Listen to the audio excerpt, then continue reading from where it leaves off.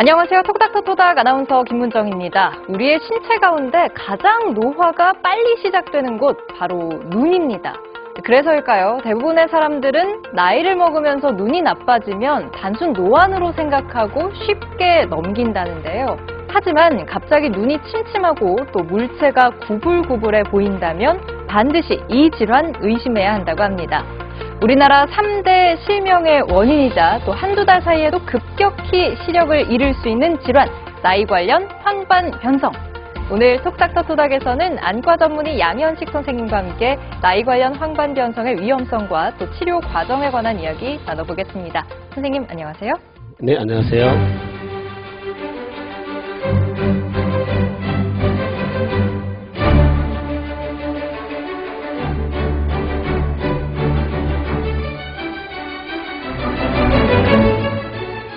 네, 오늘의 주제 나이 관련 황반변성인데요. 사실 이 황반변성이라는 이름부터도 참 어렵고 생소하거든요. 선생님 먼저 이 황반변성이 무엇인지 정확하게 설명해 주신다면요. 예, 우리 눈 안쪽 면에는 신경막으로 카메라에 비교하자면 필름에 해당되는 망막이라는 부분이 있습니다. 그 중심 부분을 황반이라고 하는데요. 황반은 중심 시력을 담당하는 곳으로 시신경 세포가 많이 밀집되어 있는데 황반변성은 이러한 황반에 발생된 변성이 시력자를 유발하는 퇴행성 질환입니다. 그렇다면 이 나이 관련 황반변성이라는 건 아무래도 나이와 관련이 있는 거겠죠? 네, 나이 관련 황반변성은 나이가 큰 원인입니다.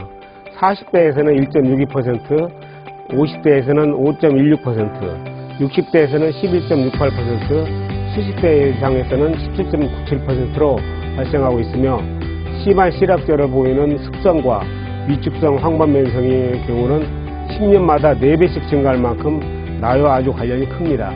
그러나 나이 이외에도 비흡연자에 비해 흡연자에게 2.5배 정도로 많이 발생하고 있으며 유전적 요인과 비만 등이 관련이 있습니다. 네, 제가 앞서도 얘기를 조금 했지만 나이 관련 황반변성인 걸 모르고 단순 노안으로 착각할 수도 있을 것 같은데 이게 노안과는 어떻게 다른가요? 노안은 가까운 곳, 먼 곳을 모두 볼 수 있도록 눈이 조절 기능을 담당하는 수정체와 그 주변의 근육이 나이가 들면서 그 기능이 떨어져 글씨를 읽기가 어려워지는 증상인데요. 노안은 누구나 겪는 과정으로 먼 곳을 볼 때 시력은 영향을 받지 않으나 가까운 곳을 볼 때 글자를 읽을 수가 없습니다. 그래서 돋보기를 꼭 사용을 해야 되는데요. 반면에 나이 관련 황반변성은 망막의 중심부가 손상되므로 가까운 곳이나 먼 곳을 볼 때 모두 시력자를 느낍니다. 그리고 안경이나 돋보기로도 교정이 되지 않습니다. 그렇다면 나이 관련 황반변성의 종류에 대해서도 구체적으로 얘기해 주신다면요? 나이 관련 황반변성은 이제 건성과 습성 황반변성으로 나뉩니다. 건성 황반변성은 망막 아래에 노폐물이 쌓여서 그거는 경증으로 치료가 꼭 필요한 것은 아닙니다. 그러나 위축성 병변으로 진행하면 심한 중심부 시력 손상이 옵니다. 하지만 안타깝게도 아직 그 치료 방법은 없습니다. 그리고 습성 황반변성은 망막 바깥쪽인 맥락막에 생긴 신생혈관이 원인이 돼서 출혈, 부종, 삼투물 등이 생기는 중증의 황반변성인데요. 우리가 흔히 나이 관련 황반변성이라고 말하는 것은 실명 위험이 크고 치료가 필요한 이 습성 황반변성입니다. 자칫 시력을 잃을 수도 있는 무서운 질환인데요. 어떤 증상을 통해서 이러한 황반변성을 의심할 수 있는 건가요? 예, 망막 색소 상표에 노폐물이 쌓여 노란 점처럼 보이는 것을 드루젠이라고 합니다. 초기 건성 황반변성은 이제 드루즈면 보이고 별다른 증상이 보이지 않아서 건강검진이나 안과에서 안저검사 중에 발견되는 경우가 많습니다. 그러나 이 드루젠이 커지고 합쳐지고 하면서 황반부 중심에 나타나면 가벼운 정도의 시력자와 물체가 변형되어 있는 보이는 변시증을 보일 수가 있습니다. 그러다가 황반이 위축되는 위축성 황반변성으로 진행되는 시력자가 아주 심해지게 됩니다. 네, 초기 건성 황반변성의 경우에도 드루젠이 커지면서 시력이 나빠질 수 있다는 거네요. 그렇다면 이 습성 황반변성의 증상은 무엇인가요? 예, 습성 황반변성은 다양한 증상이 발생하지만 시력자와 변시증이 대표적인 증상입니다. 시력자는 교정 시력을 재면 알 수가 있고 변시증은 보려고 하는 시야의 가운데 부분이 뒤틀리거나 흐리게 보이거나 또는 책을 읽을 때 글씨 한가운데 부분만 흐리고 끊어져 보이는 증상이 있습니다. 그렇다면 병원을 방문하기 전에 간단하게 해볼 수 있는 자가 진단법도 있을까요? 황반변성을 자가 진단하는 방법으로 암슬러 격자 검사가 있습니다. 정사각형 격자 무늬가 있는 검사지를 30 내지 40cm 거리에 둔 후에 한쪽 눈을 가리고 검사지 한가운데 있는 거무점을 주시하게 되면 한쪽 눈의 시력이 저하되거나 바둑판 모양의 네모가 중심부에서 틀어지거나 어그러지는 현상이 초기 증상이지만 증상을 느끼지 못하는 경우가 많고 증상이 심해진 다음에는 치료를 해도 시력 회복이 안 되는 수가 많아서 안저 검사와 빛간섭 단층 촬영으로 진단을 하게 됩니다. 네, 자칫 방치하면 실명에까지 이를 수 있는 황반변성. 퀴즈를 통해서 좀 더 자세히 알아봅니다. 건강상식 능력고사 시작합니다. 네, 선생님 첫 번째 문제 주시죠. 예. 요즘에 눈의 노화를 방지하기 위해서 영양제를 챙겨 드시는 분들이 많으신데요. 여기서 첫 번째 문제 드리겠습니다. 항산화제나 비타민 약은 습성 나이 관련 황반변성에 효과가 있다. 그렇다고 생각되면 O, 아니면 X를 선택해 주시면 됩니다. 황반변성이 노화와 관련이 있는 질환인 만큼 당연히 영양제를 먹어두면 도움이 되지 않을까요? 그래서 저는 O 선택하겠습니다. 예, 아쉽게도 정답은 X입니다.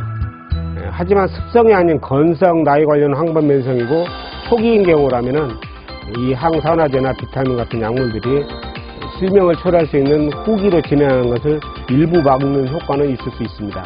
그러나 영양제나 항산화제에 대한 효과는 한계가 있습니다. 영양제를 무분별하게 복용하기보다는 관련 증상이 있을 경우에 전문의와 상담한 후에 적절한 약제를 선택하는 게 더 좋겠네요. 계속해서 다음 문제 풀어볼까요? 예, 다음 문제입니다. 자외선이 황반변성의 원인이 될 수 있다. 맞으면 O, 아니면 X를 선택해 주시면 됩니다. 젊을 때부터 이 선글라스 꼭 챙겨 다니는 사람들이 나중에까지 눈이 좋다 이런 얘기를 제가 많이 들어서 저도 웬만하면 선글라스 쓰려고 노력하거든요. 이 자외선이 눈에 되게 좋지 않은 만큼 황반변성의 원인이 충분히 될 수 있지 않을까 싶어서 저는 O 선택하겠습니다. 네, 정답은 O입니다. 황반변성은 자외선을 많이 받는 집단에서 발병 확률이 높습니다. 우리 눈은 지속적으로 자외선에 노출되면 망막에 활성산소가 만들어지고 눈속 세포에 손상을 일으키게 됩니다. 이때 노화 등으로 방어 기능이 저하되어 있다면 자외선에 의한 활성산소에 망막이 타격을 입으면서 황반변성이 나타날 수 있습니다. 그러나 자외선 한 가지로 발병한다고 볼 수는 없고 복합적인 원인 중 하나라고 봅니다. 네, 여러분 유익한 정보 많이 얻으셨나요? 지금까지 건강상식 능력고사였습니다. 네.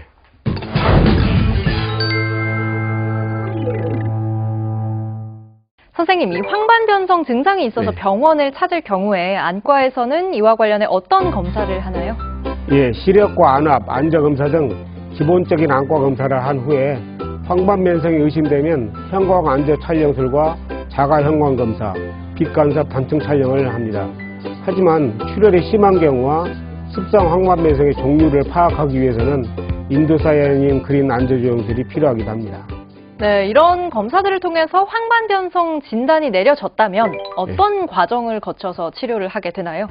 초기 건성 황반변성은 후기로의 진행을 막기 위해서 아까 나왔던 항산화제와 비타민 약물요법으로 치료를 하는데 약간의 효과는 있습니다.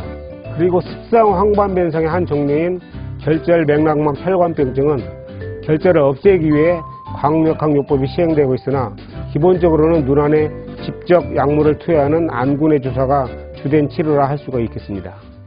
제가 겁이 많아서 그런지 이 눈에 주사 맞는다고 하니까 조금 생소하면서도 정말 무서울 것 같거든요, 선생님. 안구내로 직접 약물을 주사하는 치료 방법은 약물의 효과를 신속하게 극대화하고 전신 부작용을 최소화하기 때문에 망막 질환에서는 많이 사용하고 있는 치료 방법입니다. 안약으로 간단히 마취를 하고 아주 가는 바늘을 이용해서 0.05cc 정도의 소량의 약물을 유리체각 내에 투입하는데요. 3분도 채 걸리지 않는 간단한 시술이며 아주 약간의 통증이 있으나 투명한 약제이기 때문에 시력에는 영향이 거의 없습니다. 한 번에 치료가 끝나면 좋겠지만 아무래도 약물을 투여하는 치료는 몇 번 병원을 좀 방문을 해야 할 것 같다 이런 생각이 드는데요. 안구내 주사는 얼마 기간 동안 몇 번 정도나 맞아야 할까요? 예, 일반적으로 습성 황반변성은 4주 간격으로 3회 주사한 다음 치료 효과를 보고 다음 주사할 시기를 결정하게 됩니다. 치료 시기의 간격은 치료 후 눈이 안정될 때까지 2주에서 4주씩 점점 늘려가면서 12주에서 16주까지 연장을 하는데요.